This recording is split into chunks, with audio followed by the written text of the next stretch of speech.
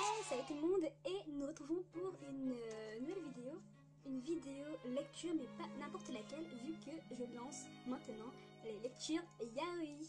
Alors, j'ai toujours lu des yaoi, enfin toujours. Je me suis mise à lire, enfin j'ai commencé à lire des shoujo et après récemment je me suis mise à lire des yaoi. Enfin récemment c'était en 2015, donc il y a 5 ans je me suis mise à lire des yaoi. Bien évidemment, j'ai absolument accroché, j'ai absolument aimé, j'en ai dévoré. Et donc, maintenant, je dois vous faire des lectures pour que je puisse donner mon avis sur les yaoi que j'achète. Donc, tout d'abord, on va commencer par mes achats récents, donc courant de cette année. Je vais d'abord vous parler de Like the Beast et Black or White. Donc tout d'abord commençons par Like the Beast de Kotsuko Yamamoto. Donc il faut dire que moi j'ai mes yaoi, je les commande sur Boys Love, sur le site Boys Love. Et je lis beaucoup de yaoi, sauf que la plupart des yaoi que je lis, ce sont des one shot. J'ai très peu de séries yaoi et j'en voulais un, il m'en fallait un. Je me devais d'acheter une longue série de yaoi. Et donc j'ai cherché après une série parmi le catalogue que Boys Love avait et je suis tombée sur Like the Beast. En plus vous pouvez aller l'acheter parce qu'au final il m'a coûté que 5 euros il me semble, ou 4 euros et quelques, enfin on va arrondir à 5 euros. Et j'étais étonnée d'un yaoi qui était pas cher, mais c'est parce qu'il est sorti en 2000...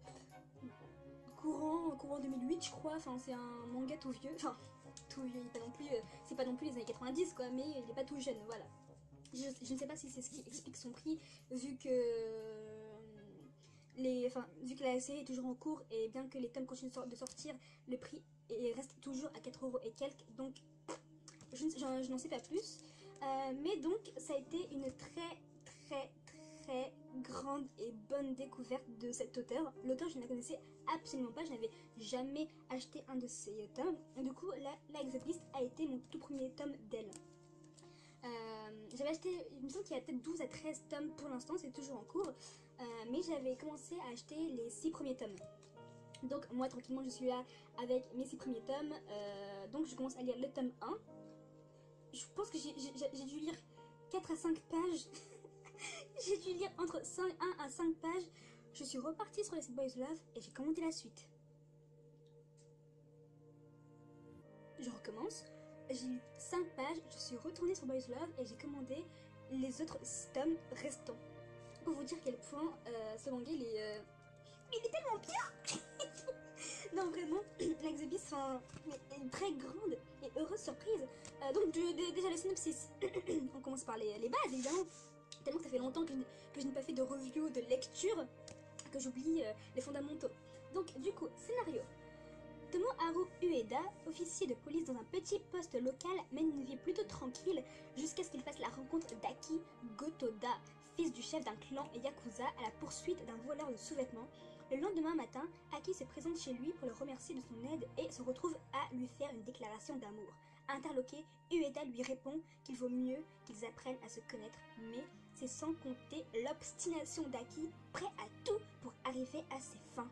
Policier et Yakuza, l'amour pourra-t-il naître entre ces deux hommes que tout oppose? Like the Beast. Ah non, franchement, je kiffe. Donc oui, le prix était bien à 4,99 €, donc 5 €, arrondissons pour 1 centime de plus.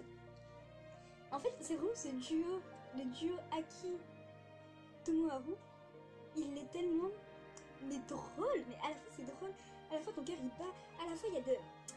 Waouh! Genre si vous voulez rire un bon coup, parce qu'en plus d'avoir une excellente histoire, ce scénario, cette histoire Like the Beast est tellement drôle, les personnages sont tellement drôles, les situations sont tellement drôles et cocasses. Waouh, enfin, je sais pas quoi dire de plus. Normalement là, vous faites pause, vous allez sur Boys Love et vous commandez, c'est tout ce que je peux vous dire. Et le problème, et aussi ce qui est intéressant, c'est les deux personnages Ueda et Aki, c'est deux numéros, ces deux-là. l'un a son propre caractère, enfin les deux ont leur propre caractère. Nous avons un Aki qui veut se la jouer, Yakuza donc avec les cheveux retroussés en arrière, lunettes de soleil et des costumes de couleurs assez flashy, assez waouh pour l'époque, j'imagine, vu qu'aujourd'hui, les personnes qui s'habillent avec des costumes flashy, limite, c'est tendance, quoi. Donc, bon, on ne critiquera pas la tenue vestimentaire des gens, mais à mon avis, pour l'époque, c'était très. Bah, ce n'était pas commun des personnes qui mettaient des costumes avec des couleurs qui pétantes, par exemple, un costard bleu avec une chemise jaune. Des couleurs qui. tellement improbables à mettre ensemble sur une tenue. Enfin, pour un costard, que parfois les situations sont drôles vu que les personnes du coup qui ont traîné avec Aki ne veulent pas s'afficher avec lui parce que du coup il leur tape la honte. Et du coup il y a ce gros gouffre entre le Aki Yakuza et le Aki qui se promène en version normale où il a un visage tout doux, où il est mignon, où c'est un beau gosse qui attire les filles. Donc on a ce parallèle entre ces deux personnalités de Aki en mode. Enfin, non, il n'y a pas de deux personnalités. Sa personnalité reste le même quand il est en mode normal, quoi. C'est juste l'aperçu et le regard des gens qui changent quand ils basculent de l'un à l'autre. Et c'est très marrant, ce décalage est très marrant. Ensuite, nous avons le personnage de Tomoharu. Genre, vraiment, je pense que. Pour vous dire, je ne sais même pas qui je préfère entre les deux. Et Aki est également un. Comment dire, il s'énerve, mais super vite. Vu que c'est un Yakuza, il est pas patient. S'il veut un truc, il l'aura en claquant des doigts directement. Il est pas là pour parler chinois. Lui, il est là pour Tomoharu. Il est là pour coucher avec lui, pour faire des bails et tout. Il est là pour ça. Aki, il a un seul but. Et son but est de choper Tomoharu. C'est tout ce qui l'intéresse. Tomoharu, lui, qui est-il? Tomoharu, lui, c'est le policier qui travaille dans les Kobans. Je sais pas si on dit ça Koban, Koban, aucune idée. Du coup, les Koban, Koban, c'est des petits postes de police. Enfin, c'est pas des grands trucs, voilà, c'est des petits postes. Et du coup, Tomoharu travaille là-dedans. Lui, c'est un peu comme dirait Aki, un bon samaritain. Un bon samaritain qui est là avant tout pour aider les autres. Lui, sa vocation et comment dire, son tempérament, c'est toujours d'aider autrui. Toujours, il sera là pour servir, aider. C'est une personne très sociable, très gentille, très voilà, mais il a son petit côté bizarre qui fera tout son charme à ce personnage. C'est aussi quelqu'un sur qui qu'on peut évidemment compter. C'est un personnage vraiment, c'est l'adulte de la série, c'est la personne sensée de cette histoire. C'est comment dire, c'est Tomoharu Ueda. Et également ce que j'apprécie sur ce personnage, c'est qu'il a un côté à la fois sérieux et un côté à la fois pervers qui se marie très bien. Les deux se marient très bien et ça donne un personnage assez drôle également, drôle et attachant, qui est Ueda, qui se pense être, enfin,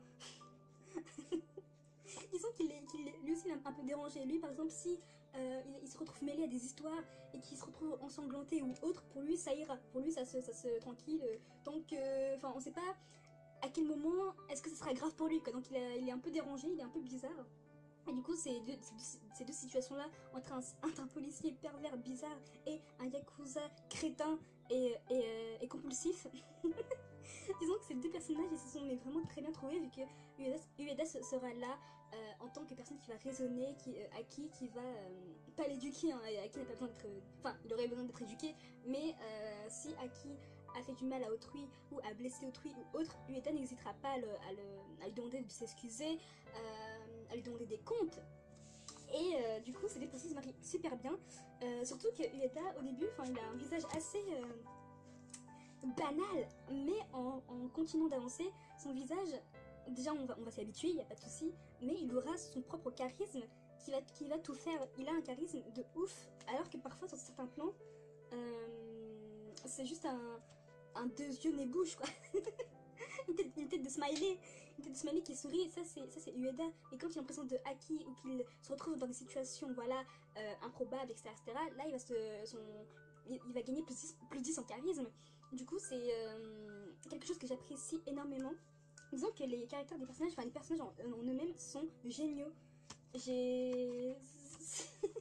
duo est tellement drôle Et ils nous vendent du rêve. Ces deux-là nous vendent du rêve. Je n'attends que la suite. J'ai vu que, comment dire, qu'il n'y a que 13 tomes et ça fera peut-être 10 ans que la mangaka a commencé ce manga. Donc j'ai peur et j'ai vu qu'elle avait beaucoup de séries en cours et ou bien même qu'elle commence. Du coup je suis en mode mais termine d'abord Like the Beast, tu feras le reste plus tard. Moi j'avais la suite de Like the Beast. Là j'en suis à ma 3e relecture de toute la série complète. Non franchement cette série je suis à fond dedans, je ne peux pas m'en passer. Ça c'est la seule série où je peux vraiment la lire encore et encore. Je serai jamais lassée de Like the Beast. Vraiment très drôle. Il y a le petit côté vieillot mais qui n'est pas du tout dérangeant. Que dire de plus? Je vous laisse aller l'acheter et lisez et vous m'en direz des nouvelles parce que je sais qu'il vous plaira. Je le sais, je le sens. Ce manga il est fait pour être lu, pas comme tous les mangas, mais ce manga il est spécial. Pour moi c'est un des meilleurs yaoi que j'ai lu pour l'instant, une des meilleures séries yaoi que j'ai lu. Dites-moi dans les commentaires quelle est votre série yaoi préférée, histoire que je sache un peu déjà pour que moi je puisse savoir qu'est-ce qu'il y a comme série yaoi de bien et voir à peu près plus ou moins vos goûts, voir si vos goûts ne sont pas voilà à chier. Non je rigole. Bref, passons à la suite, passons tome 1 de Black or White de Sashimo. Sashimo, j'ai acheté Black or White parce que je voulais juste une série, encore une fois, mais de cet auteur précisément parce que je l'ai connu avec une série qu'elle avait faite de 4 tomes. C'était quoi cette série? Je ne me souviens plus, mais je vous mettrai les images devant vous. Là vous voyez la série dont je veux parler, mais je ne me souviens plus trop du titre. Donc du coup, cette série des 4 tomes, je l'avais absolument aimée, j'en ferai une lecture plus tard. Et donc il me fallait un autre manga de cet auteur. Et quand j'ai vu qu'elle avait fait une autre série, qu'elle débutait une autre série, croyez-moi que je l'ai pris mais sans une once d'hésitation. Like the Beast, j'ai hésité à le prendre. Alors que Black or White, j'ai vu que Sashimo, j'ai cliqué sur mettre dans le panier. En moins de 3 secondes, mon choix était fait. Je voulais lire ce tome de cet auteur. Parce que l'auteur, elle a un bon coup de crayon. Vraiment, il est... ces personnages, ils sont beaux, hein. Genre, vraiment, ils sont très beaux, ces personnages. Surtout celui qui a les cheveux qui vont vers l'avant. Enfin, ils ont tous un certain charisme. Là, dans Black or White, on suit l'histoire de 2 acteurs. Hige Ozawa et Shin Washimiya, nom de scène, sont tous 2 acteurs. L'un beau et plein d'assurance et adulé pour ses rôles de prince charmant, tandis que l'autre est dédaigné à cause de ses rôles de méchant, de ses regards sombres et de son côté taciturne. Personne ne sait que les 2 hommes se connaissent depuis longtemps, sont en couple et vivent ensemble. Ah mais la situation reste vivable, tant qu'il reste plus ou moins incognitos.